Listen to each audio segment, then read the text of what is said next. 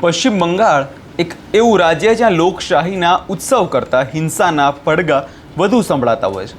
ગઈકાલે જે બનાવ બન્યો જેમાં શુભેન્દુ અધિકારીના પીએ ચંદ્રનાથ રથની જે જાહેરમાં હત્યા કરી નાખવામાં 10 રાઉન્ડ ફાયરિંગ તેમના પર કરવામાં આવ્યું, તેનાથી હવે આ મામલે હવે ચકચાર મચી ગયો છે। પરંતુ સૌથી ચોંકાવનારી બાબત એ છે કે આ કોઈ પહેલો બનાવ નથી। હા, આવું એટલે કહેવું પડી રહ્યું છે કેમ કે અત્યાર સુધી શુભેન્દુ અધિકારીના 4 ખાસ વ્યક્તિઓની હત્યા થઈ ચૂકી છે। શું તે સમગ્ર મામલો, તેના વિશે વિગતે ચર્ચા કરીશું। નમસ્કાર, હું છું પ્રથમ મોદી, આપ જોઈ રહ્યા છો નિર્ભય ન્યૂઝ। પશ્ચિમ બંગાળ હંમેશા ગરમાતું હોય છે। ગઈકાલે જે બનાવ સામે આવ્યો જેના કારણે સમગ્ર દેશમાં લોકો હચમચી ગયા છે અને સવાલો ઘણા થવા લાગ્યા છે કે શું આ એક છૂટી છવાઈ ઘટના હોઈ શકે, શું આ કોઈ રાજકીય અદાવત છે। તો જોવા જઈએ તો આપણે શુભેન્દુ અધિકારીના છેલ્લા 13 વર્ષના રાજકીય ઇતિહાસ પર નજર નાખવી પડે તો આંકડો એવો છે કે તે લોકોને ચોંકાવી દે। અને એમાં એવી ઘટના છે કે જેમાં શુભેન્દુ અધિકારીના અંગત જે તેમના સાથીદારો હતા તેમનું હિંસક રીતે મોત થયું છે। સૌપ્રથમ પહેલા ઘટનાની વાત કરીએ તો 2013માં જ્યારે તેઓ ટીએમસીમાં હતા ત્યારે પ્રદીપ ઝાનું મોત થયું હતું। 2018માં તેમણે સુરક્ષા ગાર્ડ સુબ્રવત ચક્રવર્તીની કથિત રીતે આત્મહત્યા કરી લીધી હતી અને 2021માં પુલક લાહિડીનું જે મોત થયું હતું અને હવે 2026માં ચંદ્રનાથ રથ કે જે તેમના પર્સનલ અસિસ્ટન્ટ હતા તેમની જાહેર રસ્તામાં હત્યા કરી નાખવામાં આવી। અહીંયા સવાલો એ થાય કે શું આ માત્ર યોગાનું યોગ હોઈ શકે?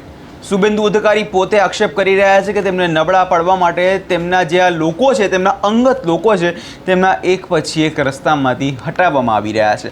આ શું કોઈ પેટર્ન સૂચવે છે કે શું કોઈ બંગાળમાં વિરોધ પક્ષના નેતાએ હોવું એ જીવના જોખમ ખેડવા સમાન છે? અહીંયા આ શુભેન્દુ અધિકારીનો પક્ષ તો રખ્યો, પણ હવે બીજી વાત આપણે જોવા જઈએ તો અત્યારે જે લોકો છે તે એવું પણ ચર્ચા કરી રહ્યા છે કે શું આ કોઈ રાજકીય રીતે તમે અંગત લોકોને મારીને તમે પોતાને ઊંચું બતાવવા માટે, પોતાને સિમ્પથી કાર્ડ રમવા માટે કદાચ આવું પણ કરેલું હોઈ શકે? કેમ કે બનાવોની જો વાત કરીએ તો બનાવો 2013થી બનતા આવ્યા છે અને છેલ્લો બનાવ જે 2026માં હમણાં બન્યો છે તેના કારણે જોવા જઈએ તો રાજકીય વર્તુળોમાં અને પશ્ચિમ બંગાળના રાજકારણમાં ઘણો બધો જે છે બદલાવ આગળના સમયમાં આવી શકે તેવું પણ લાગી રહ્યું છે। આ હત્યા બાદ બંગાળનું રાજકીય તાપમાન જોવા જઈએ તો 7મા આસમાને પહોંચી ગયું છે। ભાજપે આક્રમક વલણ અપનાવ્યું છે, તેને રાજ્ય સરકારને પ્રેરિત હત્યા ગણાવી છે અને ભાજપના નેતાઓ આ મામલે સ્પષ્ટ કહી રહ્યા છે કે મમતા બેનર્જીની સરકારમાં કાયદો અને વ્યવસ્થા જેવું કંઈ બચ્યું જ નથી અને હવે તેમની રાજ્ય પોલીસ પર પણ ભરોસો નથી રહ્યો। તેઓ સીધી રીતે સીબીઆઈ કે કેન્દ્રીય એજન્સી દ્વારા તપાસની માંગ કરી રહ્યા છે। બીજી તરફ આપણે કાલે જોયું કે જે આ મામલામાં એસઆઈટીની રચના કરવામાં આવી અને એસઆઈટીની રચના કર્યા બાદ 3 શંકાસ્પદ લોકોને અત્યારે ઝડપી પાડવામાં આવ્યા છે।